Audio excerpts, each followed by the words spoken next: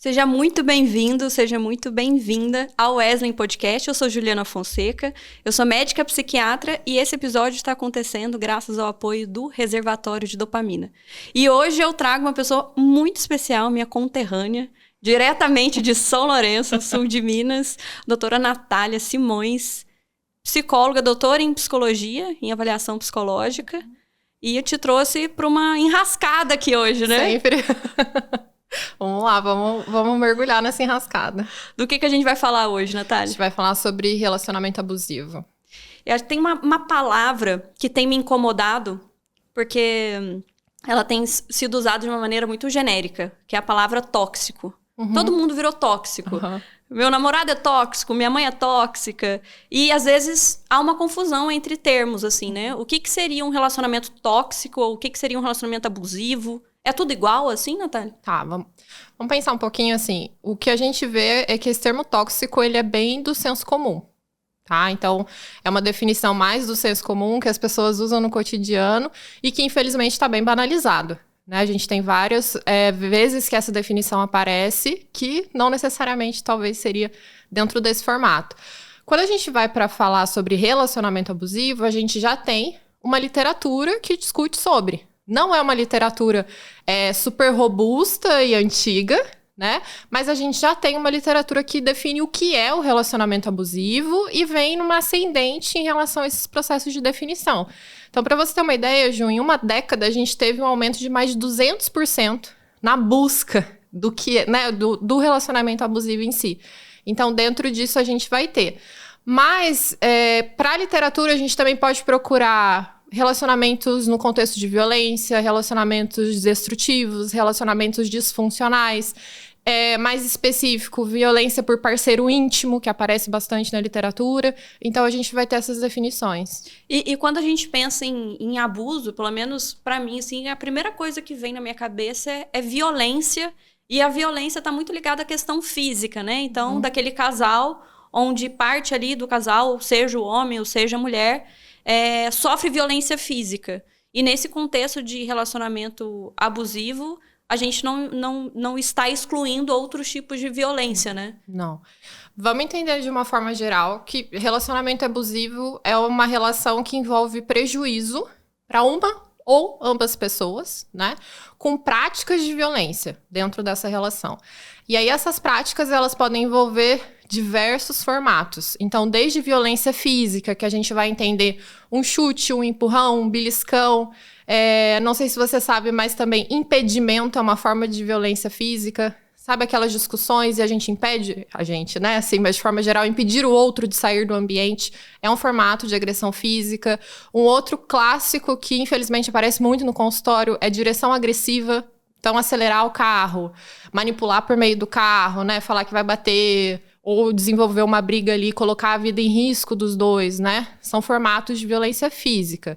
Mas a gente tem o abuso sexual, né? Que não necessariamente vai ser contextualizado só pelo estupro. A gente tem o estupro, mas a gente também precisa identificar que o estupro marital também existe. Muita gente hoje ainda não sabe, né? Mas não é porque eu sou casada que eu sou obrigada. Então, isso também eu acho um ponto importante. Agora, chantagem por sexo também se configura como abuso sexual. Se você não fizer comigo é porque você não me ama, né? É porque você não tá afim, é porque você tá, entre aspas, com outro, algo nesse sentido, né? Isso também pode configurar como abuso sexual. E até o impedimento de uso de preservativos. Ou a retirada desse uso sem os combinados, que também a gente pode configurar como abuso sexual. Outros formatos que a gente tem de violência, a gente tem a violência patrimonial ou financeira, né? Então, ir contra o patrimônio, a gente tem mulheres estrangeiras, por exemplo, que se casam com brasileiros e eles confiscam a documentação. Não tem jeito da pessoa ir embora sem o passaporte. Exatamente, né? Ou eu já vi casos de uma mulher que é manicure e ele destrói toda a caixinha dela de trabalho, né? Um formato aí de violência patrimonial, né? Violência financeira a gente pode entender como colocar coisa em nomes de terceiros, né? Ou fazer dívidas sem o consentimento ali, sem aquele consentimento, aquela troca ali entre casal. Outras formas de abuso que a gente tem a gente tem o abuso psicológico, né? Que pode vir por meio de críticas, de culpabilização, de manipulação, né? Pode aparecer por meio de humilhações, tá? E a gente tem hoje também, que é infelizmente muito comum, que é o abuso tecnológico. Algumas pessoas chamam de abuso digital, alguns autores vão chamar de abuso digital, que é o famoso controle por senhas, né? Hackear, pegar a localização, fazer várias ligações, ficar com aquele clássico, manda o vídeo de agora, manda o print de agora, e tudo isso também pode se configurar como forma de abuso. Então, são várias maneiras que a gente consegue classificar como um relacionamento abusivo ali. Exatamente. E, eventualmente, alguém que tá ouvindo a gente, assim, Natália, pode ter tido algum tipo de manifestação, assim, de... Nossa, eu acho que em algum momento eu já chantageei minha esposa ou meu esposo, ou fiz um drama ali pra ela não sair de casa, porque eu tinha ciúmes ali. E eu acho que a gente entra num limite que às vezes é muito grosseiro, às vezes o limite é tênue mesmo, né? Dentro daquilo que era uma pessoa ali que, no momento de disfuncionalidade, cometeu um momento ali de abuso ali, foi abusivo naquele momento, e quando o relacionamento de fato é abusivo. Como que a gente diferencia? Porque talvez alguém esteja ouvindo a gente e fale assim, nossa, mas meu namorado faz isso comigo, ou já fez uma vez. Ou até eu já fiz, né? Ou eu já fiz, exato. Vamos identificar 2 processos diferentes. Uma coisa é eu ter um perfil abusivo, que é onde a gente vai ver toda essa questão problemática e disfuncional dentro das relações. Outra coisa é eu cometer um comportamento abusivo. Todos nós aqui nessa sala, né? E assim, qualquer ser humano, de forma geral, se a gente for parar pra pensar, já cometeu algum comportamento abusivo. Ou seja, eu já fiz maus tratos ao outro, mesmo que não tenha sido intencional, né? Mas eu já cometi esse processo ali de violência. Então, a gente pode acabar cometendo isso. A questão é qual que é a frequência e a intensidade desse tipo de comportamento. Porque quando a gente vai para uma relação abusiva, isso é frequente. É muito normal, assim, que a mulher, né, ou a pessoa que tá nessa relação, ela tenha sensações corporais, por exemplo, numa briga. De tão frequente que é. Tanto que, né, a gente sabe a nível de estudo, algumas psicopatologias esperadas ali dentro de efeito psicológico do abuso é o transtorno de estresse pós-traumático, né? Até o complexo, por conta dessa recorrência, dessa repetição. Então, a gente vai ter que identificar muito bem, né? Dentro daquela subjetividade, quais são as características, tá? Mas qual que é a intensidade e a frequência dessas características. Uhum. E geralmente essas relações têm... Com que frequência você vê, assim, até no seu consultório, porque você atende muitas mulheres em situação de relacionamento abusivo, que você vê uma questão de um relacionamento onde envolve poder sobre o outro. Onde ou um tem a dominância financeira, ou onde parte ali do casal tem toda a dominância ao ponto de não deixar o outro trabalhar, justamente para não ter essa liberdade de poder sair do relacionamento. Com que frequência que você tem visto isso na prática, assim? É muito frequente, assim, e a gente tem que entender que a base da relação abusiva é o controle, a dominância e o poder. Né? Às vezes a gente vai pegar muitas relações nesse sentido e vai ter que tentar identificar como fazer para essa mulher ou essa pessoa sair dessa relação e o tanto que é difícil sair dessa relação, porque o jogo é muito bem feito. Eu falo muito isso para as minhas pacientes, dificilmente você vai ganhar o jogo. Né? Ele é mestre nesse jogo, então dificilmente você vai ganhar. Então a gente não vai entrar direto para jogar, a gente vai criar estratégias para que você saia desse jogo e se proteja, porque o objetivo é justamente esse. E o relacionamento abusivo, ele pode começar de um jeito muito diferente do que geralmente ele termina quando termina. Né? Como que é essa questão da intensidade? Porque muitas pacientes minhas e pacientes homens também... Até é importante eu fazer esse corte aqui, gente. Em alguns momentos, eu e a Natália, a gente vai falar no feminino aqui, né? Das pacientes que a gente atende, porque é mais comum em mulheres. E é mais comum a gente atender essas mulheres em vulnerabilidade sofrendo violência. Mas esse tipo de relacionamento abusivo, ele acontece também da parte da mulher sendo abusivo em relação ao homem, em relações homoafetivas, em qualquer configuração de relação, isso pode acontecer. Tô falando porque às vezes a gente vai usar muito no gênero feminino aqui, né? Mas como que esse relacionamento começa? Porque eu já ouvi de inúmeras pacientes no sentido de que no começo ele era um príncipe, mas que tudo foi muito intenso. No sentido de que começou com muita declaração, muita intensidade, com viagens, com presentes, e de você é a mulher da minha vida, e de uma forma até um pouco teatral, às vezes, né? E a pessoa ela consegue ver isso só na retrospectiva. No momento em que está acontecendo, ela acha que encontrou ali o amor da vida dela, né? Como que você percebe esse padrão de um começo de um relacionamento abusivo? Tá. Só para enfatizar o seu recorte de o que eu acho que é importante, né? A gente fala muito no feminino também, até a nível de uma questão histórica e cultural, né? A gente tem grupos de risco e grupo em maior vulnerabilidade quando a gente fala de estar dentro de uma relação. Então, não tô falando que homens não têm relacionamento abusivo ou não possam vir a sofrer, porque podem, a gente sabe que sim. Mas o grupo de risco maior, né, é quando a gente fala do público feminino. Então, por isso que a gente acaba, por questão, né, de fala, tendo essa questão. Tá? Agora, esse ponto que você... Retoma a pergunta pra mim, Ju, que eu perdi. Aí, gente... Isso, do início do... Aí, ele tá atento, viu? É bom que a gente testa. Olha só, ele tá prestando atenção. Eu perguntei sobre o início da relação, que às vezes tem aquela intensidade, né? Aquela coisa, assim, uma história de amor muito intensa. Tá.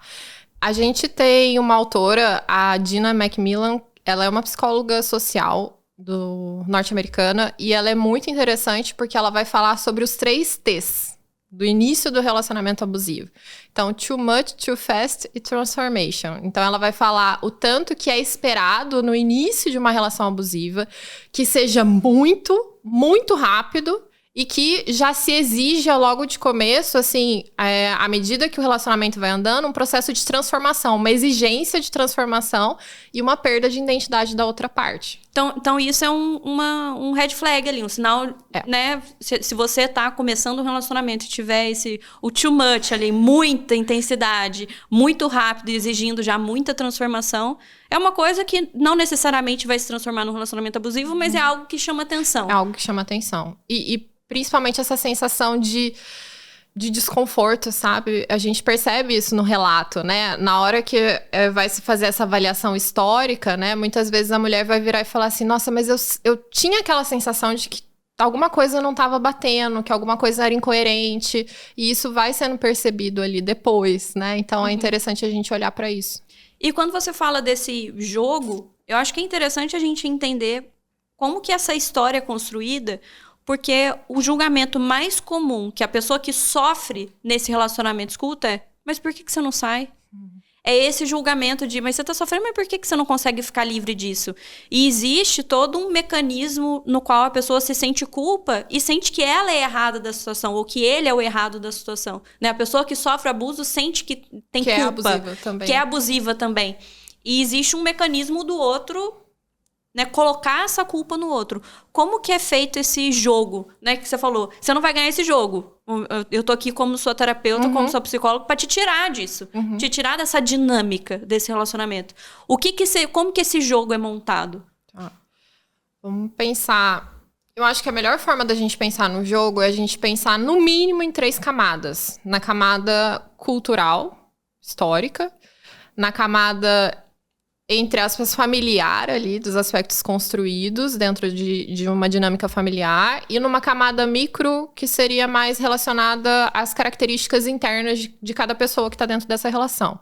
Então, a gente tem hoje uma sociedade, né, que reforça muitas narrativas que reforçam o abuso, que fazem com que as pessoas fiquem muitas vezes em relacionamentos abusivos por conta dessas narrativas, né? Desde questão relacionada à religião até processos de construção, como a gente sabe, do machismo, né? Do machismo, do patriarcado, e tudo isso acaba reforçando um processo de objetificação e muitas vezes que vai gerar violência, né? Então a gente tem esse aspecto. Dentro de um contexto familiar, a gente também tem muitas narrativas sobre crença de permanecimento, né? crença ali do que é o amor, do que é uma relação, de qual que é o processo ali que deve ser esperado dentro de um relacionamento. A gente sabe que existe muito um histórico de abuso. Então, constantemente, né? Quem tá dentro de uma relação abusiva já viveu de alguma forma, em algum formato, esse histórico de violência, tá? E a gente também tem características micro, né? Que seriam relacionadas ao processo psicológico daquela pessoa. Então, é muito esperado que quando a gente está dentro dessa relação, que a gente tenha uma perda ali, né? De consciência, por exemplo. Uma perda de consciência e reforce distorções cognitivas, como, por exemplo, a abstração seletiva. O que é muito comum? Eu tô lá dentro, mas eu tô fazendo um processo de abstração seletiva no sentido do que eu vejo de bom e o porquê que eu devo ficar nessa relação. Eu tenho muita dificuldade de olhar para o outro lado. A gente também tem distorções como a rotulação, né? Ah, mas eu sou abusiva também. Eu também tô, né, no jogo ali. Então, tá tudo certo, né, dentro desse processo. Então, a gente tem essas características de distorção que aparecem bastante e que são reforçadas dentro do jogo. Aí, outra característica interessante da gente pensar é a culpabilização. Pessoas que estão nessa relação, elas têm mais chances de se culpabilizar das coisas, né? E aí, quem tá do outro lado tem mais chance de terceirizar a culpa. Então, olha que beleza. A junção. Eu tenho uma parte que se culpabiliza demais e a outra parte que vai sempre terceirizar para qualquer outra pessoa. Que vai acusar. Então, eu tenho um encaixe disfuncional, mas não deixa de ser um encaixe. Então, essa percepção também do processo de culpabilização, ela é muito utilizada e faz essa permanência, né?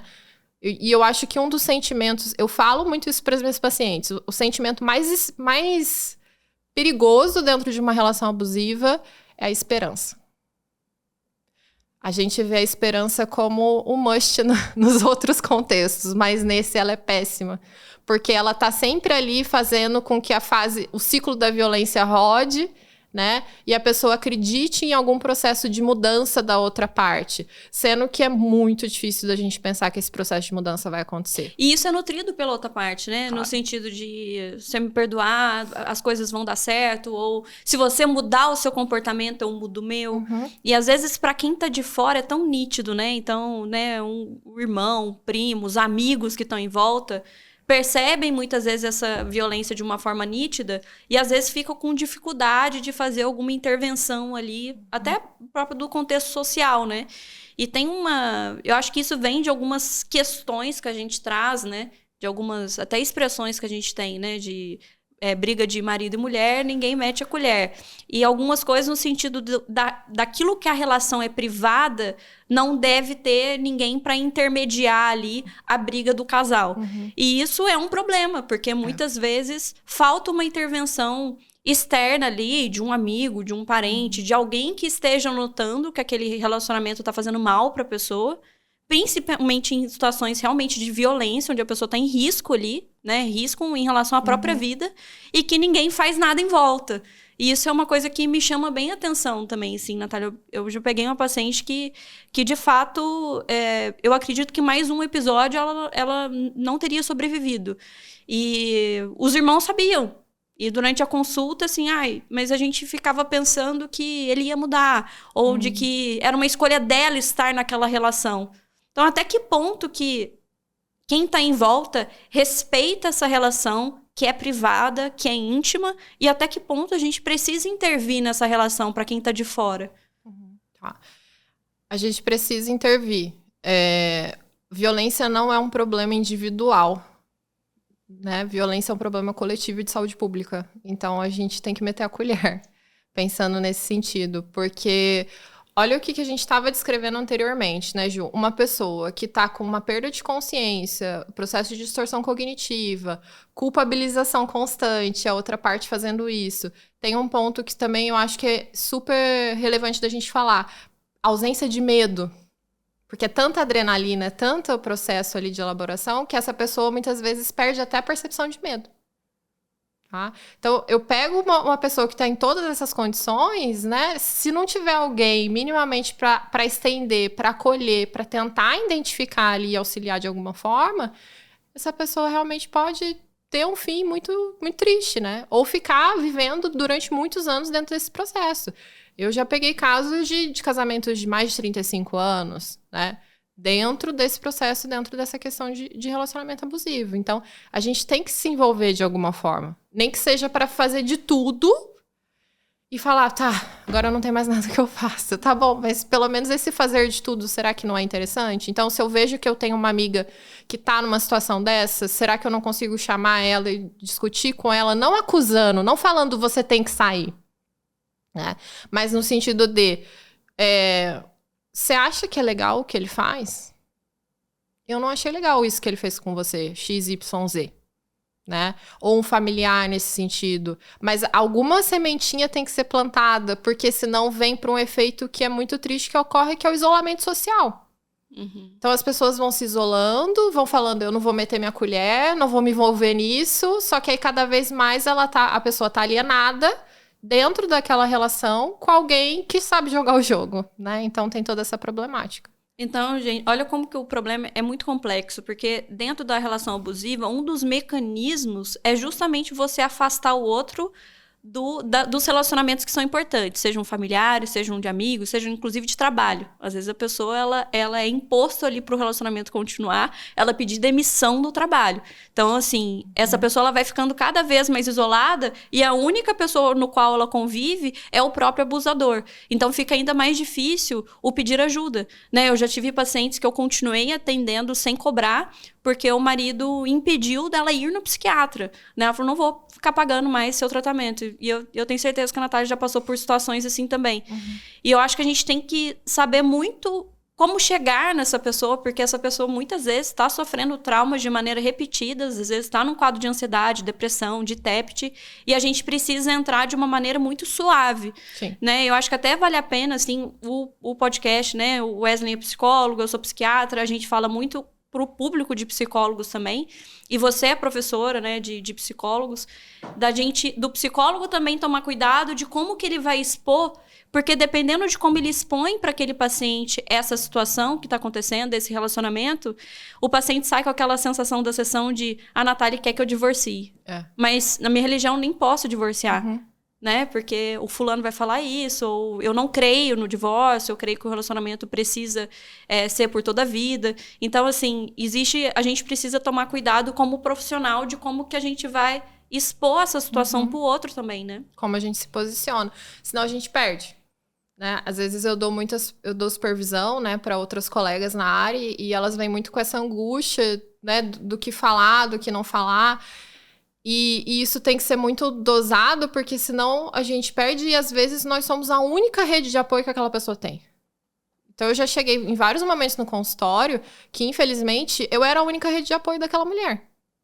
Então, se eu falo alguma coisa para ela, né, e empurro ela sem ela estar pronta para uma tomada de decisão, e aí, que rede que ela vai ter? Como que ela vai ficar? Porque eles vão fazer essas táticas, né? Até questão financeira, né, Ju? A gente sabe que isso vai aparecer bastante. Então, a gente vai ter que tomar esse cuidado. Então, eu falo muito, às vezes, para essas mulheres no consultório, no sentido assim, não sou eu que vou tomar essa decisão. Porque não sou eu que vou viver com ela. Então, não é justo que eu tome essa decisão por você. Mas a gente vai ver juntas o tanto que a decisão que você está tomando hoje funcionaliza e desfuncionaliza a sua vida. Quais são as consequências dessa decisão? Isso a gente vai ver juntas. É claro que é diferente de alguns casos, como eu já tive alguns, que envolve risco de feminicídio. Né? Aí não é uma questão assim, não é que eu quero que você saia, é assim, sua vida está em risco. E aí volto para a percepção do medo, né? Essa ausência de percepção do medo ela é tão forte, Ju, que eu já tive um caso que existe 16 critérios para a lista de feminicídio, né? O companheiro dessa minha paciente correspondia a 14. E no outro dia que a gente leu a lista juntas, né? Ela se encontrou com ele e resolveu, enfim, algumas coisas ali da situação. Hoje ela já não tá mais com ele, né? Mas olha a percepção. Uhum. É de grão em grãozinho e é um processo muito árduo que envolve, às vezes, também muita frustração de nós, enquanto profissionais, de entender que a gente não vai fazer essa retirada. A pessoa precisa estar preparada para fazer essa retirada. E o que acontece essa relação em percepção do medo? Existe uma tolerância ao medo ali? Ou o que acontece em relação a essa percepção? Essa pessoa não percebe o risco que ela Essa pessoa não percebe o risco. Não percebe o risco. Essa pessoa tem pensamentos no sentido assim, ele não seria capaz de fazer isso comigo, né?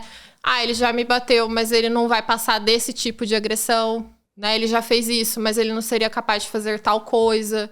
Isso não vai acontecer comigo, né? Realmente existe esse afastamento. E aí a gente esquece uma das premissas básicas da violência, que é a violência é escalonada. Então, o que começa de uma forma sutil pode acabar, sim, no feminicídio. E se a gente trabalha com isso no consultório, a gente tem que estar atento a jamais negligenciar as nossas pacientes nesse sentido, né?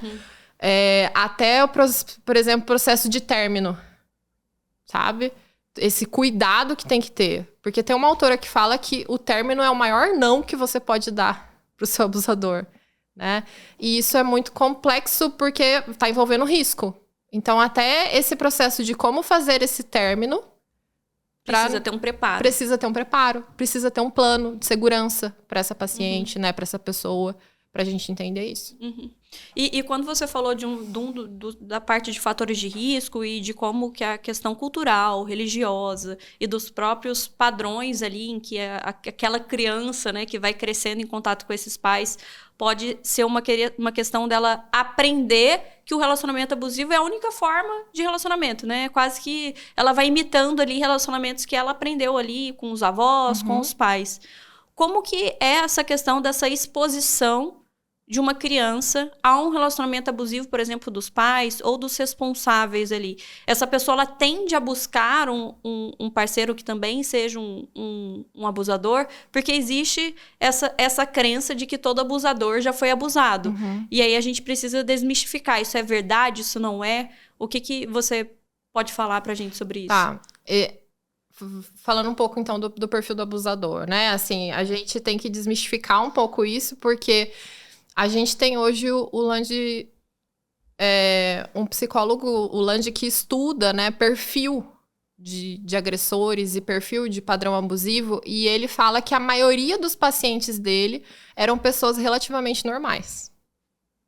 E que nem todos tinham histórico de violência, nem todos tinham histórico de abuso. Claro que, vamos abrir um paralelo, né? Violência é preditor de disfuncionalidade. Dificilmente dá muito bom, né, da gente ficar pensando num processo de violência, alguém vivendo ali, principalmente no contexto infantil, a nível de desenvolvimento e tudo mais. Mas existe hoje estudos à parte que falam que muitas das pessoas que, entre aspas, abusam e têm o perfil de agressores, né, elas não necessariamente têm uma psicopatologia específica e elas não necessariamente tiveram um histórico tão traumático assim de violência. Existe muito uma bagagem cultural, né, e social aí construída perante esse processo de violência. E como que essa pessoa que nasce, né, e é criada num lar violento, onde ali o pai é agressivo com a mãe, como que essa menina que cresce, essas crenças podem ser formadas até ela escolher um parceiro que vai cometer a mesma violência que o pai cometia com a mãe, assim? Como que é esse crescimento, assim? Ela vai, infelizmente, já crescer num grupo de risco maior em relação a vir a estar dentro de um relacionamento abusivo, né? E não só isso, até a nível de psicopatologia. Existe um estudo que analisou o processo infantil de mulheres que tinham um transtorno de humor, por exemplo. E esse estudo fez um comparativo entre mulheres com transtorno de humor e mulheres sem nenhum transtorno específico. O que eles identificaram? Eles identificaram a violência como preditor. E que as mulheres com transtorno de humor tendiam a ter um histórico maior de processos de violência do que as mulheres sem transtorno de humor. Então, além desse processo de enraizar, né, regras sociais de permanência, de violência, de normalizar e às vezes até de romantizar o processo de violência, né? a gente ainda vai abrir uma lacuna de discussão aí sobre até preditores, né, de psicopatologia. No sentido de falar, ele só é assim porque ele se importa, ou porque ele te ama, porque senão ele já teria ido embora. Esse tipo de Eu já tive situações de atendimento de fazer todo um plano de segurança e a paciente sair e a família não aceitar a paciente. Não acolher a paciente. E aí é muito triste, é muito frustrante, né? E tá relacionado a isso que a gente tá discutindo. Então, pra família tá tudo bem, é melhor até, inclusive, que ela fique lá. E eu percebo a importância dessa mulher sair, né, ou dessa pessoa sair desse relacionamento e estar em processo de terapia para entender, né, o que aconteceu nessa relação, porque às vezes a pessoa não quer falar, né? De, nossa, meu último casamento foi péssimo e eu nem quero falar sobre isso. E aí, pra mim, a maior bandeira vermelha dentro de terapia é quando a pessoa coloca isso numa caixa de isso aqui, a gente não vai tocar no assunto. Porque pode acontecer que essa pessoa entre em um novo relacionamento e nesse novo relacionamento tem as mesmas características, ou às vezes com uma roupagem um pouco diferente, mas ainda assim seja um relacionamento disfuncional, onde tem algum tipo de violência.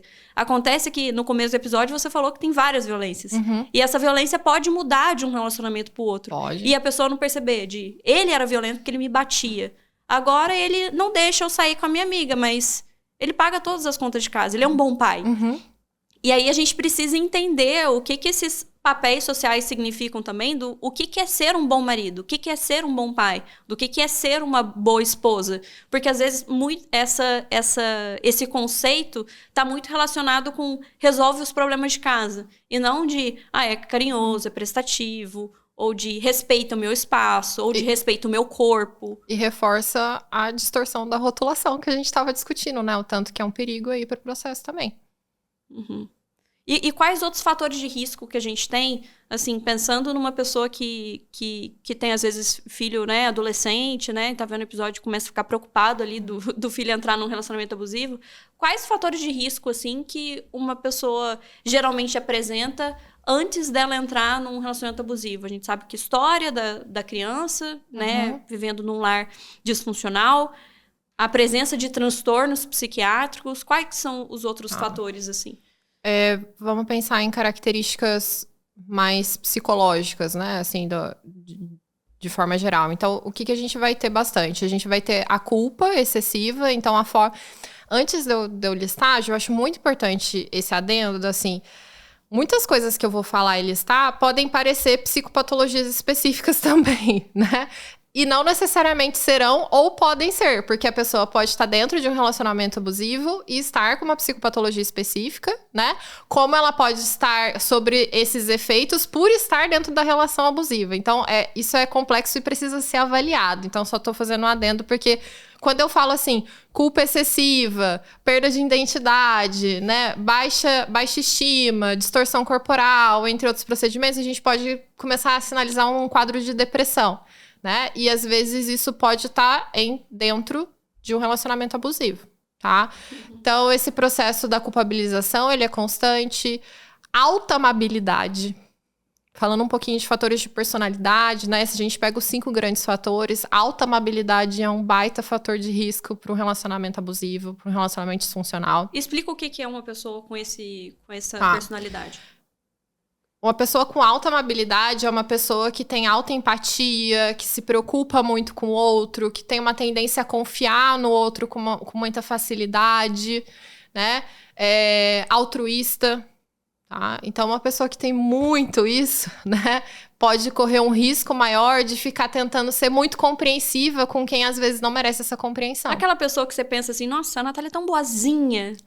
Geralmente é essa pessoa. Você acha que isso é bom? E aí a gente tá discutindo que não necessariamente você é tão bom assim. É porque essa pessoa, ela tem uma tolerância muito grande, Exato. né? Em relação àquilo que vem do outro, né? Então a gente junta alta amabilidade com baixa habilidade social. Uma pessoa que tem dificuldade de dizer não. Uma pessoa que tem dificuldade de pôr fronteira. Uma pessoa que tem dificuldade de ser assertiva. Isso pode ser característico. E aí, é interessante a gente pensar que ela pode ter também essas dificuldades em algum contexto específico. Por exemplo, ela pode ser uma pessoa super bem-sucedida e no trabalho dela, ela ter amabilidade regulada, digamos assim, né? E ser super hábil socialmente e dominar o trabalho dela. Mas no contexto amoroso, por N motivos, ela pode ter essa diferenciação. Então, isso é uma característica que a gente tem que cuidar. Senão, a gente entra num mito também que mulheres, por exemplo, bem-sucedidas ou que têm independência financeira não se envolvem em relações abusivas. E isso não é verdade. Né? Elas também podem acabar se envolvendo e apresentar essas características dentro do contexto de relação. É que eu acho que as pessoas, elas tendem a pensar do relacionamento abusivo que acontece com aquela mulher que não consegue sair da relação, Isso. porque depende do esposo ali financeiramente, né, que é do lar, que cuida dos filhos, e não tem essa possibilidade de sair. Mas que isso acontece em outros contextos socioeconômicos também, né? Perfeito. E o fato de ter informação muda o cenário no sentido das pessoas saberem o que é um relacionamento abusivo, mas não torna mais fácil a saída, Exato. né? Então, eu acredito que muitos de vocês vão compartilhar esse podcast aí com colegas, com pessoas que precisam estar ouvindo isso, e acham que isso bastaria para a pessoa tomar qualquer tipo de atitude. E é muito difícil sair de um relacionamento. Aliás, qualquer término de relacionamento é um processo de luto e é difícil, né, Natália? Mas os relacionamentos abusivos, eles são especialmente mais complicados nesse término, né? O que você acha que mais implica nessa dificuldade? Eu acho que todo término de relacionamento é um luto, né? É uma perda significativa sobre alguma coisa ali. A gente perde um pedaço de nós, a gente perde a projeção que a gente fazia dentro daquela relação. E quando a gente fala de um processo de relacionamento abusivo, as perdas foram muito significativas, né? Então, uma das coisas que a gente mais sinaliza pós uma relação abusiva, eu vejo muito isso no consultório, é a perda de identidade, de não saber qual que é a minha comida favorita, o que eu gosto de fazer para me divertir, qual que é o meu prazer, qual que é, né, as minhas sensações. E isso foi tão perdido dentro da relação que a pessoa parece que ela sai lisa, né? Sai pro mundo, mas sem uma bagagem construída, fortalecida dela mesma. Tem uma paciente, você falando, eu fico emocionada se eu lembrar dessa paciente. Eu não vou chorar aqui, não vou passar vergonha aqui. Ela saiu de um relacionamento e ela conseguiu ter o término na sexta e ela foi para casa dos pais para proteção física. E ela chegou no consultório na segunda-feira e falou assim, eu sou uma página em branco. Mas é um branco muito ruim. Não é um branco bom. Não é um recomeço gostoso. Ela falou, eu fiz o que você falou. Você falou pra eu ir no cinema sozinha, no shopping sozinha e ver um filme. E eu fiquei parada na frente do cinema, tinha 4 filmes, e eu não sabia mais o que eu gostava de assistir. E me deu uma crise de choro, e aí eu fui tomar sorvete e eu vi que sorvete eu nem gosto tanto assim, nem é a minha sobremesa preferida. Sim. E é uma pessoa completamente perdida dentro da própria identidade, assim, de quem eu sou, afinal de contas, o que eu gosto de fazer, do que eu gosto de conversar. Porque essa pessoa, ela foi tão limitada, tão podada o tempo todo, tão reprimida, que ela não entende mais quem ela é, né? Então, esse processo de término é difícil porque ainda tem esse medo do que vai ser depois. E como que vai ser depois? E se ele não aceitar? Porque ainda tem isso. Sim. Parte dos pacientes tem medo do parceiro ou da parceira não aceitar o término, né? De como que vai ser, ou de que vai ser minha vida sem ele. Porque se ele é tão incrível assim, né? E ele se pinta dessa maneira, que eu só sou o que eu sou graças a ele, qual que vai ser minha vida sem ele? Acabou minha vida. Então, esse processo de término, ele costuma ser mais doloroso do que o usual, né? Bem mais doloroso e, assim, ele tem características específicas. Numa relação usual, existe essa coisa assim, vamos ser amigos. Não que eu ache isso interessante, né? Mas talvez funcione de alguma forma essa questão. Mas, quando a gente fala de um relacionamento abusivo, isso não existe. Não tem como a gente cogitar. Tanto que uma das principais ferramentas que a gente vai fazer, né, para a saída dessa relação é o contato zero. É o contato zero e contato mínimo. Eu tenho filhos com ele, eu não posso ter contato zero. Ok, então é contato mínimo e você vai pôr alguém de mediação para fazer com essas crianças. Por quê, Ju? A gente vai descrevendo isso, veio muito na minha cabeça a questão da dependência emocional. né, que é um termo polêmico, né?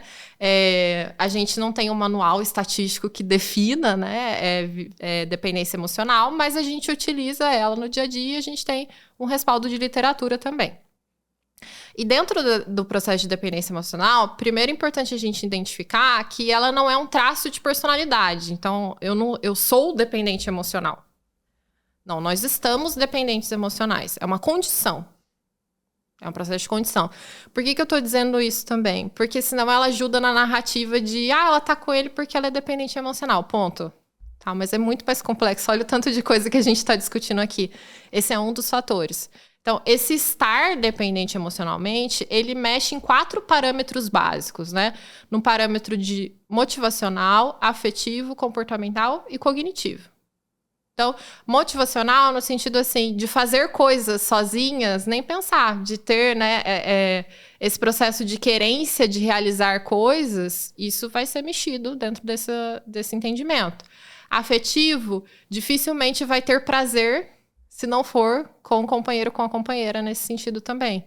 Então, vai mexer no aspecto afetivo ali do prazer, né? Comportamental, de execução de coisas. Às vezes entra dentro de processo de relação que é uma bagunça, né? Assim, não existem fronteiras, fazem tudo juntos, qualquer coisa junto, qualquer formato, e isso vai sendo construído, não tem um processo de separação de individualidade ali dos dois, né? Isso dificulta muito no aspecto comportamental. E no cognitivo são as famosas, né, narrativas internas em relação a não ser capaz, de não dar conta de ficar sem, né? Então a gente tem toda essa diversidade aí quando a gente fala de uma saída. Essas 4 esferas moldam ali o que a gente considera como uma dependência emocional. Isso, que a gente poderia considerar como um processo de dependência emocional. E sabe o que é comum? Você estava falando sobre essa questão dessa ausência de separação, né? O que é meu, o que é dele, essa separação entre eu e você são 2 pessoas que se unem e querem estar juntas, mas ainda assim são 2 individualidades separadas. Inclusive, devem gostar de coisas diferentes. Olá. Eu já vi vários processos, inclusive um paciente meu que tinha um relacionamento super abusivo com a esposa, da esposa ter colocado como condição, inclusive pro casamento, e para assinatura em relação a alguns bens, ele trabalhar exclusivamente com ela. E ela tinha um maior poder econômico.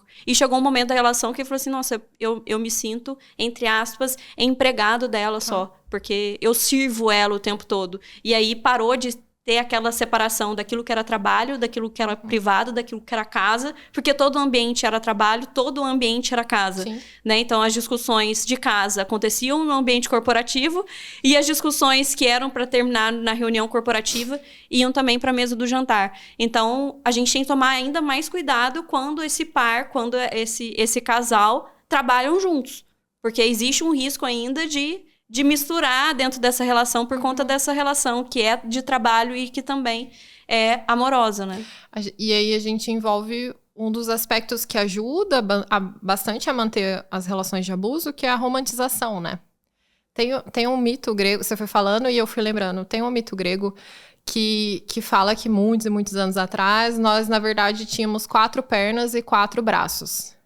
E que nós começamos a representar perigo para os deuses devido à nossa potência por ser dessa forma e fazer as coisas e tal. E aí, por conta disso, os deuses dividiram, né, a gente e fizeram com que a gente tivesse esse processo de busca da outra metade, né? Inclusive, é uma das histórias que embasa do porquê que a gente tem essa coisa de buscar a outra metade. Essa é uma das histórias raiz aí que tem relação a isso. E isso é muito disfuncional, né?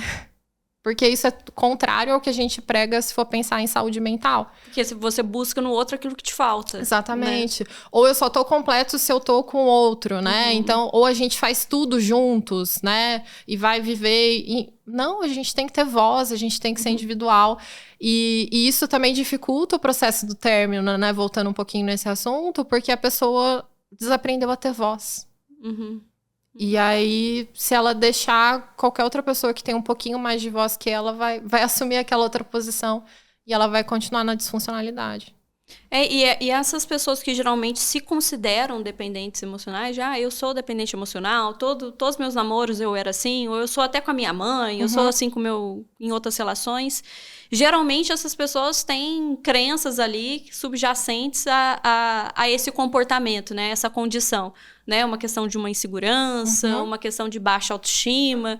E aí a gente começa a ver que são fatores de riscos incomuns, Exatamente. tanto para a questão da dependência emocional, essa busca pelo bem-estar que está no outro, nunca está em mim, tanto para um relacionamento abusivo, né? E aí, essas pessoas que têm esse perfil do abusador, eles têm um faro, Sim. né? Para a busca dessas pessoas que são pessoas, entre aspas, mais obedientes, mais amáveis, pessoas que suportam mais esses tipos de violência ou que estão num momento de vulnerabilidade. Também tive alguns pacientes que começaram um relacionamento numa condição muito ruim, de mudança de cidade, né? De luto, né? De morte de alguém, ou de perda de emprego. Então, assim, aquele relacionamento que começou no momento em que essa pessoa se torna um salvador ali, né? Se torna o Messias ali, que veio para salvar e resolver a minha vida. O que é bem problemático também, que a pessoa ela sente culpa no sentido, mas ele me ajudou num momento muito difícil, Sim. né? Então, tem essa culpa. Uma coisa que é bem comum, e aí é uma dúvida que eu tenho mesmo, assim, se é normal as pessoas falarem que existe um limite para os ciúmes. No sentido, até aqui, esse ciúmes é bacana, é legal, é bem-vindo. E o ciúmes é bom, e até esse limite, o ciúmes não é mais saudável mais. Existe uma dose certa para os ciúmes, assim? Ou qualquer dose de ciúmes já seria algo ruim para um relacionamento? Tá. Se a gente pegar, pensando um pouquinho em educação emocional, entender que o ciúmes é uma emoção humana básica, que todos nós vamos sentir e podemos sentir, e ok, até certo ponto. Eu acho que a gente não pode responder que ele é completamente ruim. Até porque eu acho que ele, às vezes, sinaliza coisas importantes. Inclusive, para a forma com que nós estamos gerenciando o nosso processo de relacionamento. Mas, à medida que ele é usado... E aí entra um ponto importante, Ju. Sempre que a gente for olhar para uma relação abusiva, a gente tem que olhar a função e a topografia. Então, a topografia é o que está acontecendo em si, né? E a função é o porquê que aquilo foi feito. Então, quando eu tenho uma crise de ciúmes, né? Aquilo foi uma função, no sentido, foi sem querer, foi aleatório, eu estava num dia ruim e aquilo realmente aconteceu. Ou a função foi controle, objetificação, né? Processo ali de manejo distorcido daquela relação. Então, eu acho que a questão do ciúme é a gente olhar qual que é a função que ele está tendo dentro da relação. E até que ponto ele está ajudando ou não a disfuncionalizar aquela relação. Porque ele é uma emoção que vai aparecer nas relações saudáveis também, né? Então, não, como uma emoção normal... Ok. Ela não é agradável de ser sentida, assim como tristeza e angústia, não é agradável sentir raiva, mas ainda assim é necessária, né? E eu acho importante a gente falar sobre essa questão emocional, porque a gente não é alfabetizado emocionalmente e quando é feito de maneira errada, né? Então, geralmente a gente taxa emoções como emoções boas e emoções ruins. Então, alegria é uma coisa boa e raiva é uma questão ruim. E isso é muito ruim da gente crescer ouvindo isso, porque raiva é um ótimo sinalizador. Sim. E ciúmes também é um sinalizador. Né? A questão é de como que isso é usado dentro de um relacionamento como uma manobra ali de manipulação do outro, né? De, eu não vou tomar um café com a Natália amanhã, porque senão minha parceira vai ter ciúmes. E eu não quero deixar que ela se sinta tão mal assim. Então, os ciúmes... Da maneira que muitas vezes ele é usado dentro de um relacionamento abusivo, ele se torna esse ciúmes, que é o ciúmes mais patológico mesmo, que é o ciúmes deletério para o casal como um todo, né? Sim. E até de pensar que é justamente esse processo de entender os ciúmes e o que ele está representando dentro daquela relação. É o que você falou, de deixar de fazer coisas ou de usar daquilo, né? Ou a frequência com que eu sinto isso. Porque, assim, várias vezes eu valido com minhas pacientes, mas realmente você tinha que estar sentindo ciúmes. Porque realmente, né, tá acontecendo uma coisa ali que é minimamente desrespeitosa dentro da relação. Então, a gente também tem que ter esse olhar. A frequência tá aparecendo, né? E existe a justificativa para essa emoção, e isso também é um sinalizador, né, Ju? Perfeito. E a gente, se a gente for ver as consequências diretas, assim, de um relacionamento abusivo, assim, o que a literatura traz, assim, da parte epidemiológica mesmo. Essas mulheres com transtorno de humor, frequentemente, têm uma frequência maior em relação a entrar num relacionamento abusivo. Mas qual que é a consequência disso? Como que essas mulheres, né, esses homens também, saem desses relacionamentos? Tá, como que eles saem dessas relações? Sim, quais são os transtornos comuns da gente ver após esse relacionamento ou durante? Ok.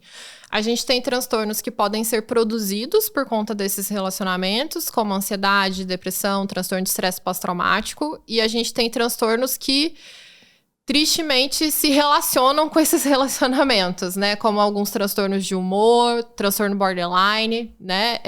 Até o próprio TDAH, dependendo da questão de controle de impulso e tudo, tem estudos aí interessantes em relação a isso. Então, são efeitos psicológicos que podem aparecer pós-término de uma relação. Tanto esses, quanto características mais gerais, psicológicas, como a questão de perda aquela questão da ausência do medo, a culpabilização, o processo de esperança, que a gente já discutiu também. E a gente tem até sintomas sociais que podem ser esperados. Por exemplo, existe um estudo de 2 universidades do Reino Unido que eles fizeram e eles levantaram que 23% da população feminina que respondeu, né, da questão do estudo, já negou o trabalho ou saiu do trabalho por conta de um relacionamento. Né? Esse mesmo estudo também identificou que mais de 30% dessas mulheres, elas podem desenvolver doenças cardiorrespiratórias, tá? E todo um processo aí de consequência de hipertensão e tudo mais por conta de relacionamentos abusivos. E até que 40% dessas mulheres seriam mais grupos de risco de morrer de qualquer que seja a forma por já terem vivido os relacionamentos abusivos. Então, a gente tem até características aí fisiológicas, além das psicopatologias, que podem aparecer por conta de relacionamento abusivo. E faz muito sentido, né? Porque a pessoa que tá num relacionamento abusivo, ela tá sob um estresse crônico, e o estresse crônico, ou seja, né, esse aumento do cortisol sustentado, é fator de risco para doença cardíaca, doenças metabólicas, doenças dessa parte endocrinológica, doenças psiquiátricas. Então, é a manutenção desse estresse, né, de uma forma assim que a pessoa não tem em vista quando que ela vai conseguir sair daquela situação que faz com que ela esteja ali mais disponível para ser acometida por essas doenças. Sem falar em insônia, e um que eu tenho, assim, eu vejo bastante no consultório, que é o terror noturno. Que é muito comum também, né? Pesadelos, acordar gritando, acordar e ter tido, né, um sonho ruim em relação a isso. É bem pesado. E como que a terapia ajuda, assim, Natália? Eu já atendi uma paciente que foi muito curiosa, assim, quando eu encaminhei ela para terapia, e o quadro dela era um quadro depressivo, mas em relacionamento ela sofria violência psicológica, assim, absurda, do companheiro. E ela falou assim, olha, eu vou chegar na terapeuta e ela vai falar que o meu problema é meu casamento, isso eu já sei. E às vezes existe uma dificuldade da pessoa que está nesse tipo de relacionamento pedir ajuda, justamente porque às vezes já existe uma clareza. Né? Tem gente aqui que vai se surpreender no sentido de, nossa, eu não sabia que isso poderia ser sinais de um relacionamento abusivo, mas tem gente que está assistindo aqui na certeza que vive um casamento ruim, que vive um relacionamento onde há abuso, onde há violência. E não busca ajuda porque não vê como que esse processo do psicólogo, da terapia, vai ajudar de uma maneira afetiva, sem ser essa questão do você tem que terminar o relacionamento, né? Como que a terapia ajuda? O que você faz com seus pacientes? O que eu faço, basicamente, com o paciente em relacionamento abusivo é o que eu faço com o paciente em psicopatologia. Sabe quando a gente pega um paciente que está num quadro depressivo? Você não vai tratar só a depressão do paciente. Você vai tratar todo um processo, né? Vai fazer todo um processo de segurança e fazer com que ele seja o centro da vida dele e que ele entenda que essa condição existe, mas que outras podem ser lapidadas e direcionadas. Então, a dinâmica com alguém que está em relacionamento abusivo é bem parecido. A pessoa é o centro. né? O relacionamento abusivo faz parte, interfere, tem todo um processo. E se tiver riscos, a gente vai conversar muito a fundo sobre isso. Mas existem outras partes. Ou se não existe, a gente vai construir na psicoterapia outras partes da vida daquela pessoa para que ela consiga ter, né, o valor ali, o merecimento que ela merece dentro da vida dela. Então, é trabalhar muito questão de valores de vida, fazer muitos protocolos de ativação comportamental, fazer quais são as áreas da vida dela, né, que ela poderia potencializar, viver, cuidar muito da questão financeira. Se essa mulher ou essa pessoa ainda não tem independência financeira, o que a gente pode construir para ter? O que ela quer estudar, o que ela pode buscar, que curso profissionalizante da prefeitura que tem, que é gratuito, que ela pode fazer, que ela pode se envolver. Então, é construir outras áreas da vida dela. Para quem sabe, aquele relacionamento vai ficando pequeno, aquela área, e outras vão crescendo. Então, eu não preciso ficar com essa grande na terapia, né? Só com essa área grande. Eu posso crescer outras para ter de referência para a vida dessa pessoa. Então, se a pessoa tá com medo de buscar o terapeuta, por medo do terapeuta falar em questão do relacionamento, a pessoa pode buscar tranquilo, porque o foco vai ser ele mesmo, né? Não vai ser o relacionamento. Eu espero que sim. Pensar muito nisso, que ela é o centro da vida dela e que, eu repito aquela frase, Ju, não sou eu que vou escolher, não sou eu que vou ver com essa escolha. Então, assim, jamais vou falar, mas vou te mostrar quais são as consequências e os riscos que existem aqui de você estar nessa relação, isso sim. E você já teve experiência de tratar o contrário, né? No caso, a pessoa que tá cometendo abusos ali, que busca ajuda, porque às vezes perdeu um relacionamento que é importante e que quer ser diferente, né? Que quer ter um modelo de relacionamento que seja funcional, porque pode ser que... Ou ao contrário, nos assista também, né? A pessoa que seja a pessoa violenta ali.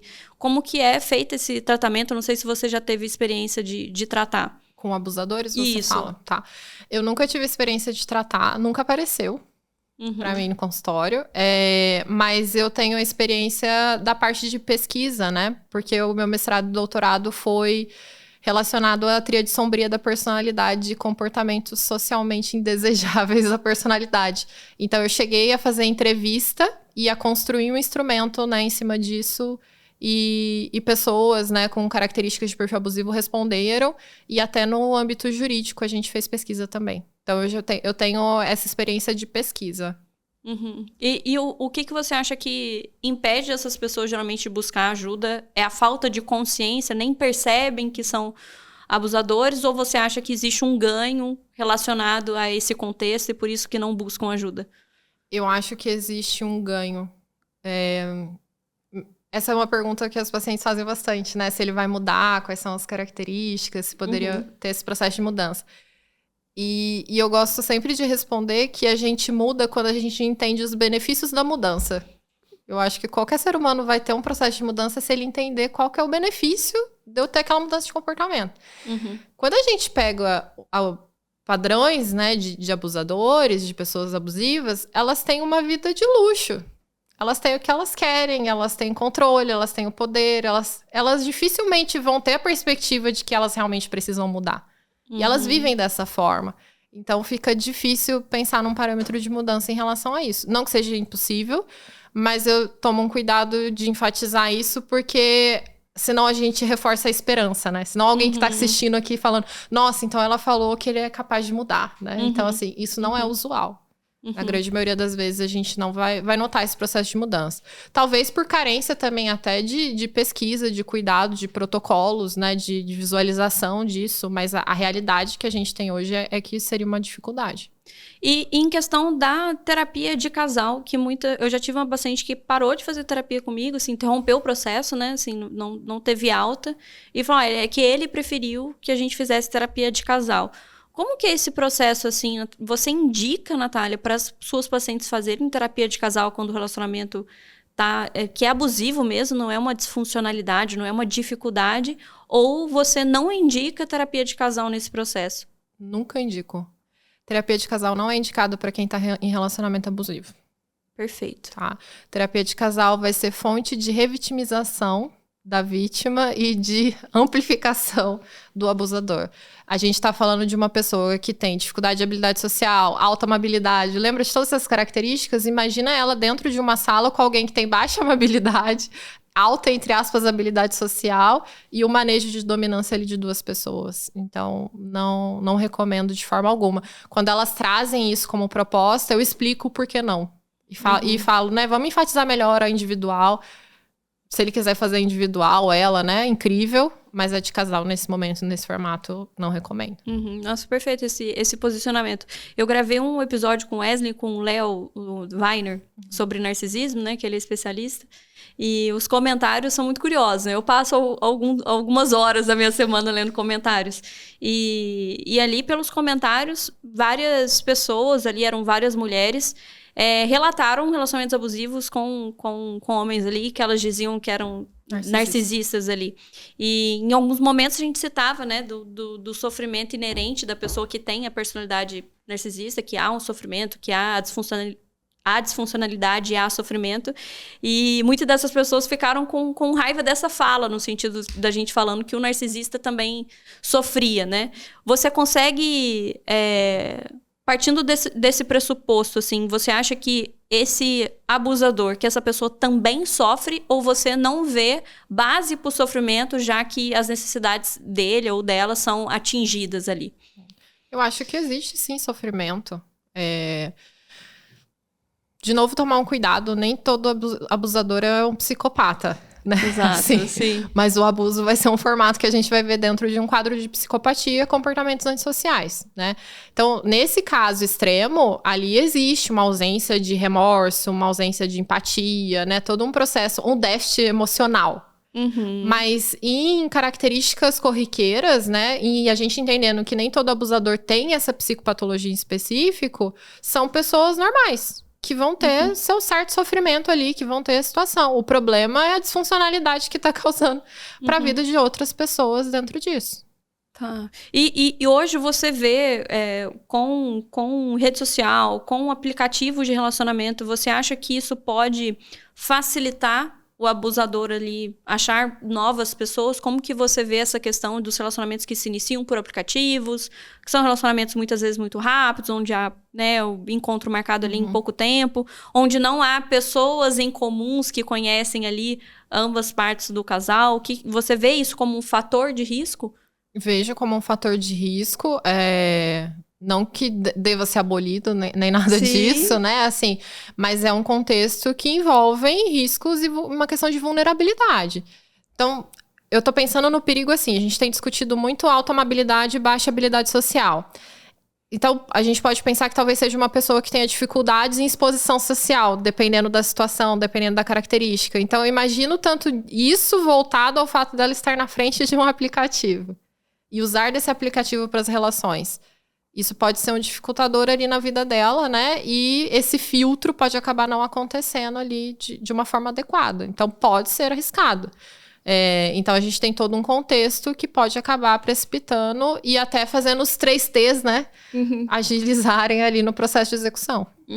E você acha que esse aumento de número de pesquisas, até do uso do termo, né? Eu não me lembro quando adolescente escutar uma amiga assim, falando, porque eu tô num relacionamento abusivo. Não é um termo que eu lembro de ter ouvido isso na adolescência. Você acha que isso vem de um entendimento maior pela parte científica? Ou você vê isso como parte de um movimento também feminista, no sentido da mulher entender que ela tem a sua posição ali no mercado de trabalho, que ela não é só o casamento, ou que ela não é só a família, e que ela pode ter esse poder também dentro de um relacionamento?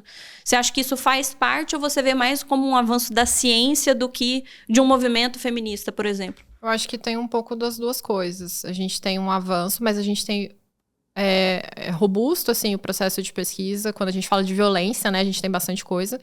A gente tem muitas teorias que são mais para trás, né, do que por agora, quando a gente fala de violência e abuso, mas tem essa condição da gente estar mudando um pouco do papel da mulher na sociedade. E aí, enquanto isso, se discute o processo de relacionamento dessa mulher. Inclusive, de um número cada vez mais crescente de mulheres que escolhem não terem relacionamentos, né, ou ficarem um tempo sem esses relacionamentos por conta de saúde mental, entre outras coisas. E o tanto que é difícil para essas mulheres quando a gente pega algumas narrativas, né, familiares sociais e culturais que a gente já discutiu. Uhum. E existe um tempo, assim, não existe um tempo de cura, né? Porque um cuidado que eu sempre falo para os pacientes terem, era no momento de término de relacionamento, para ter esse momento do viver o luto e para se entender ali na individualidade, né? De saber qual filme que você quer ver, de qual doce que você gosta mais, de ter esse período. E quando me perguntam quanto tempo, não é um tempo que, de fato, a gente consiga, como terapeuta, falar, olha, fique 1 ano sozinho, fique 6 meses sozinho. Qual que é a sua orientação para uma pessoa que está assistindo a gente e que está saindo, né, desse processo de relacionamento abusivo, assim? Existe um tempo de cura? Qual que é a recomendação que você dá para os seus pacientes? Olha, isso é muito subjetivo, é igual o luto, né? Não tem um tempo exato ali no processo.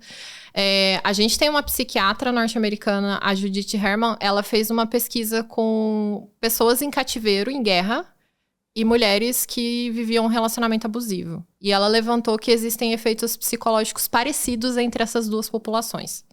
Então, assim, é muito esperado que a mulher tenha confusão mental e tenha uma série de indicativos e prejuízos psicológicos como alguém que está num cativeiro em guerra. Então, isso é forte, ajuda a gente pensar que não vão ser 2 meses, né? Mas que cada um vai ter seu processo de subjetivação dentro da trajetória para entender e para olhar e para cuidar desse processo de voltar a ser o centro, né? E é importante estar em terapia nesse momento, né, Natália?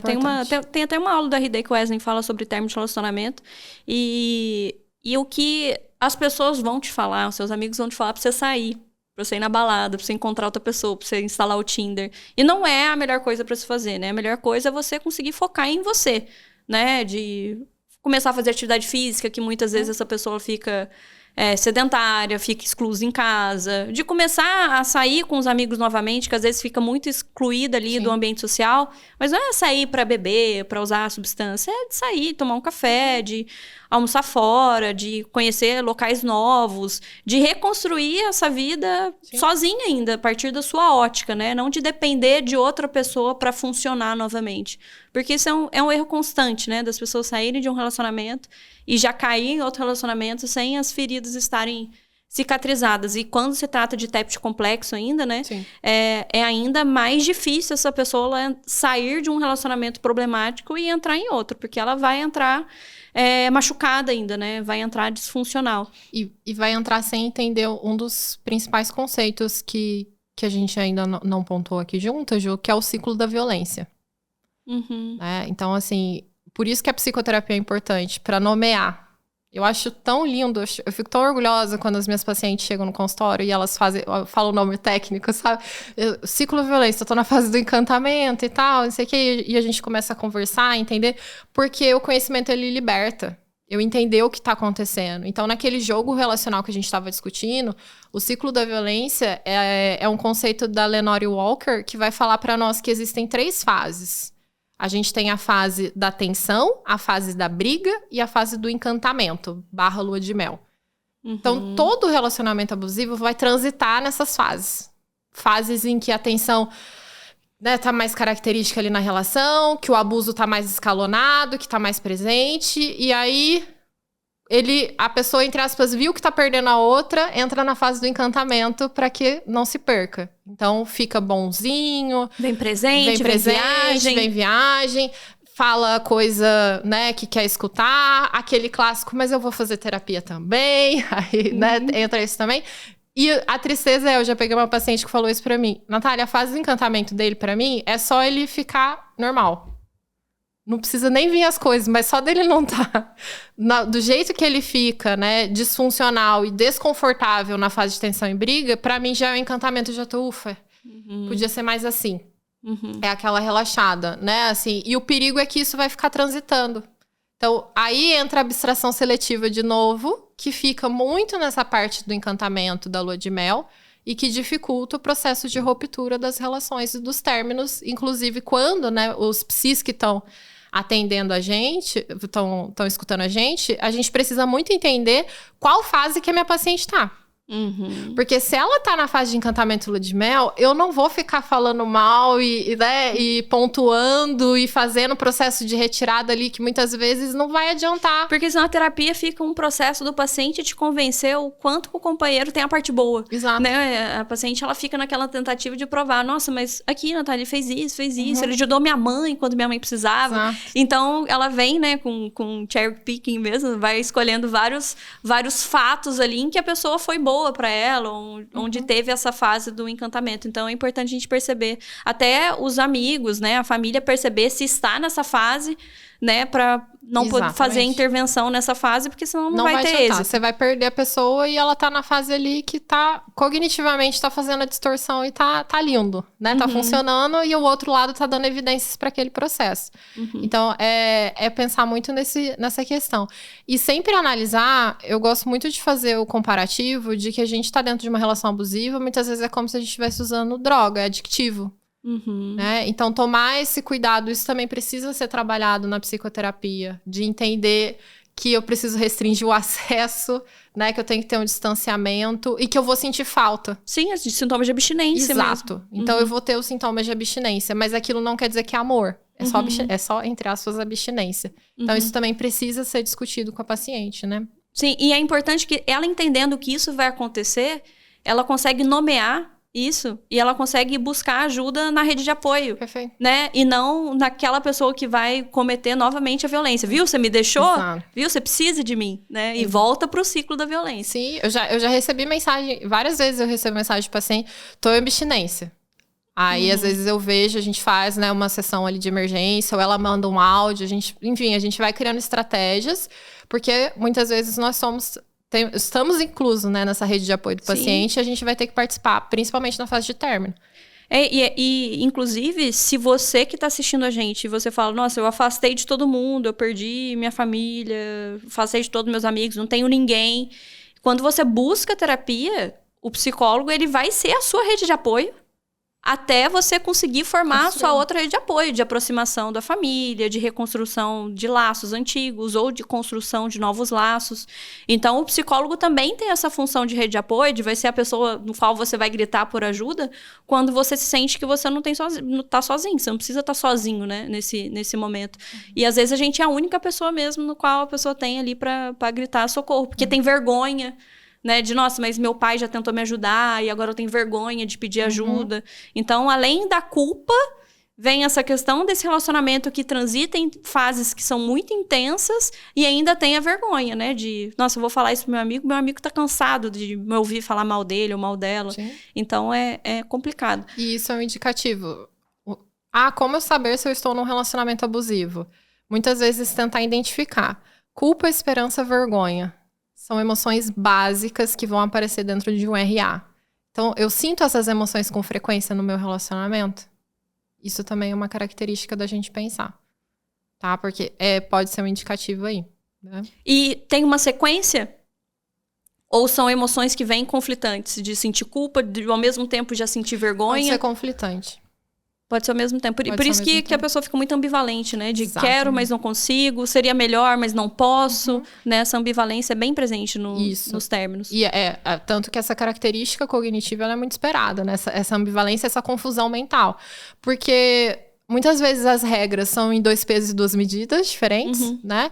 E essas regras envolvem muito o processo de... Não tô entendendo ali o que tá acontecendo. Uma hora é um tapa, né? Outra hora é um buquê de flores, né? Não necessariamente nesse formato. A gente tem situações mais leves, mas que pode acontecer. Tá. E assim, você falou de uma lista de risco para feminicídio. Eu não conheço, assim, vamos tentar falar só, não precisa falar a lista por extenso, mas assim, quais que são os riscos, até para o pessoal que tá em casa, às vezes que tem algum familiar, entender o que denota um risco dessa pessoa poder correr risco de morte mesmo. Eu vou falar de forma aleatória e aí a gente vai entender que quanto mais a pessoa preenche da lista, maior o risco dela. Tá? Um já é risco, né? Então, por exemplo, ter acesso à arma, branca ou não, né? É um processo que a gente pode pôr de lista. Outro risco pode ser grupo de pessoas que tenham acesso, né, a arma ou meios de violência dentro dessa situação. Outro item pode ser histórico de agressividade, né? Ou histórico, por exemplo, penal, né? Já ter tido algum problema, alguma situação jurídica entre essas coisas. Uso abusivo de álcool e outras substâncias também é um risco aí dentro do processo. Histórico de agressão contra ex-companheiras, já ter esse histórico, né? De agressão também pode ser.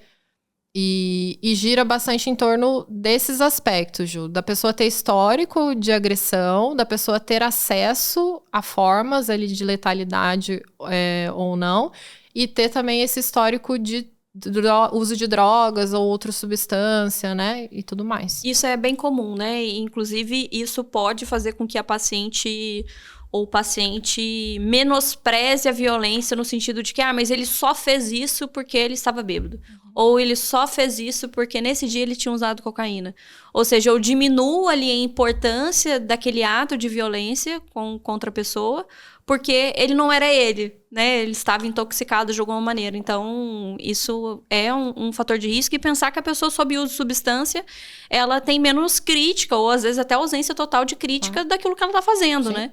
Então, é ainda mais... A situação é complexa e fica ainda mais problemática quando tem uso de substância.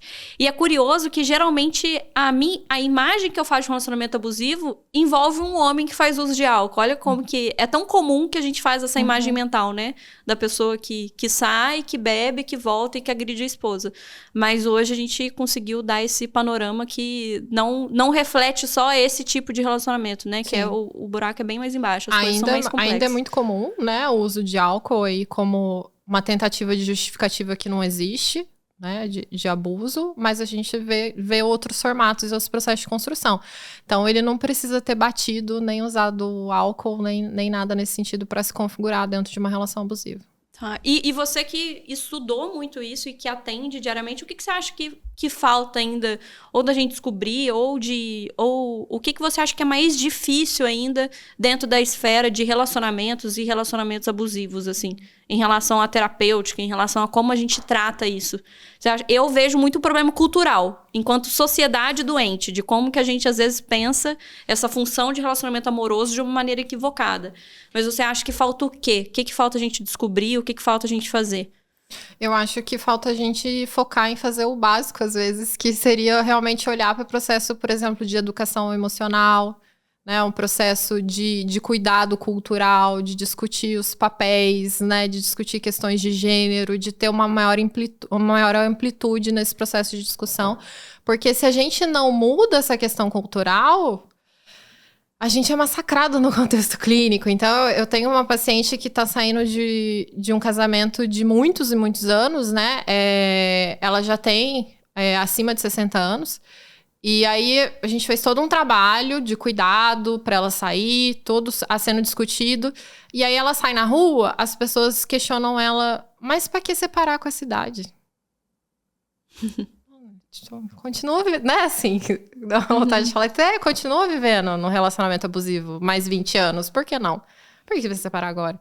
Então, assim, essa perspectiva cultural, sabe, essas narrativas sociais, enquanto elas não forem sendo modificadas cada vez mais, como a gente vem tentado fazer, né, vai ser muito complexo trabalhar relacionamento abusivo no contexto clínico. E esse cálculo do tempo, as pessoas fazem muito, né? Eu já estou há 12 anos com ele, tá, mas a gente não sabe nem quantos anos que a gente vai viver, né?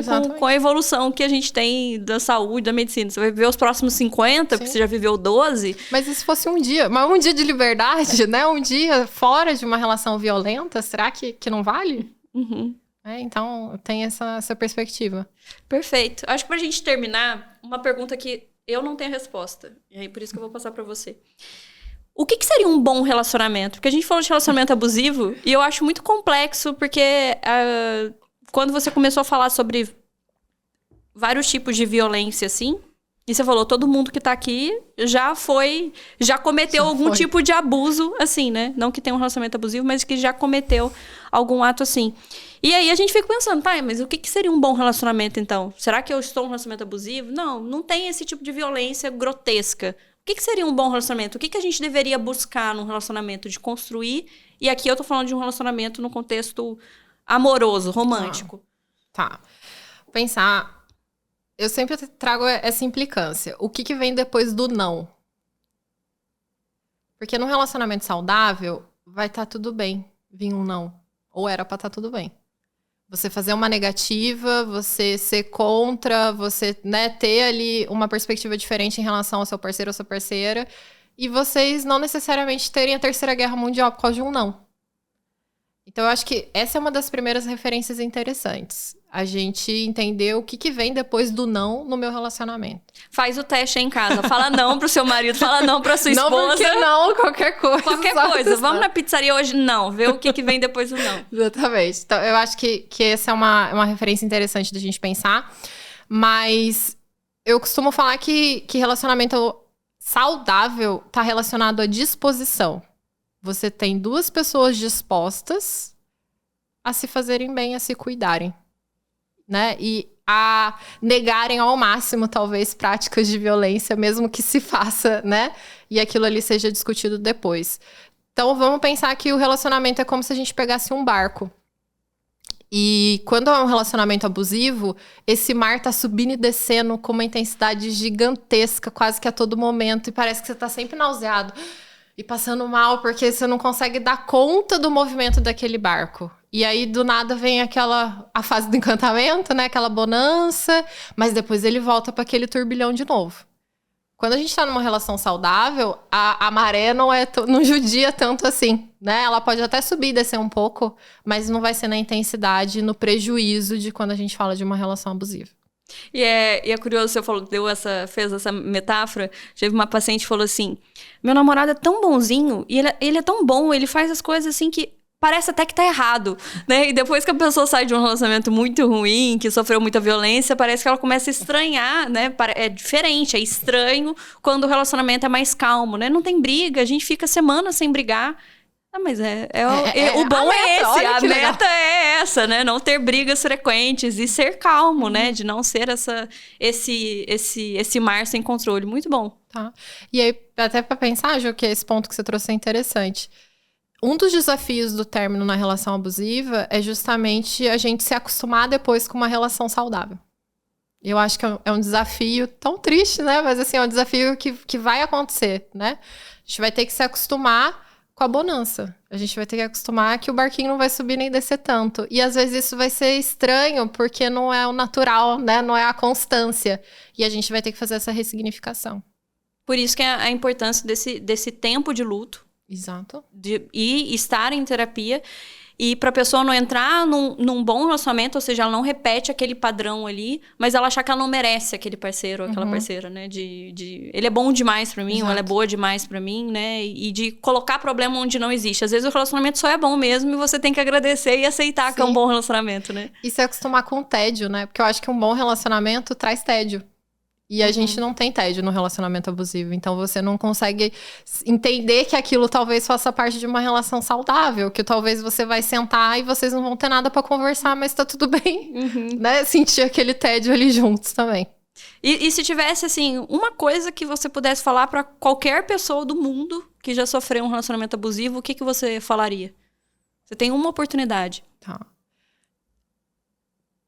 Eu gosto da comparação que relacionamento abusivo é como uma flor de lótus, que nasce do brejo, né? Assim, então, que diante de todas as dificuldades, ainda é possível florescer. Muito bom. Muito bom. Eu espero que esse episódio ajude muitas pessoas aí estarem revendo os próprios relacionamentos, Sim. né? E motivando as pessoas a buscarem ajuda, né? De ter essa barreira ali da vergonha, da culpa, de conseguir chegar num bom terapeuta que faça um bom trabalho ali para essa pessoa ter uma vida significativa para ela, né? Tomara. Também espero. E quem tá assistindo e quer fazer terapia com você, onde te achar? No Instagram. Melhor lugar. Qual que é o seu Instagram, Natália? Fala Natália Simões Psi. E o que você faz hoje, além do atendimento clínico, o que mais que você faz? Eu sou professora, trabalho no LPA também, sou mentora do LPA. E faço avaliação também psicológica dentro do contexto clínico, além da atuação clínica. E para psicólogo que está assistindo e quer ser supervisionado? Adoro. Uma das partes mais favoritas da semana são as supervisões. Gosto bastante. Tá. Então, se você que é psicólogo que está assistindo, a gente está com dificuldade de atender algum caso, né, nessa temática, pode buscar a Natália lá no Instagram dela.